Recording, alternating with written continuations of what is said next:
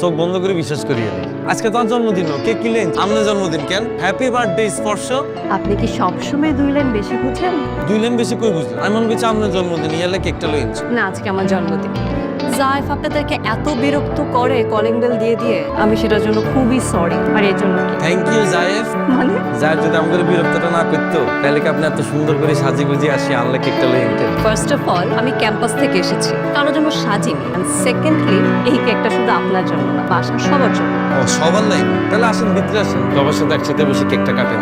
আমরা একটু করে খাওয়াই দিলাম, আপনি আমার একটু খাওয়াই দিলেন। আর ঠোঁটে কোনো কেক লাগে গেল আমি একটু মিশে দিবেন। সেটা আপনার কোনো বার্থডের জন্য জমা করে আপাতত আপনারা নিজেরাই কেকটা কেটে খেয়ে নেন। I am again sorry.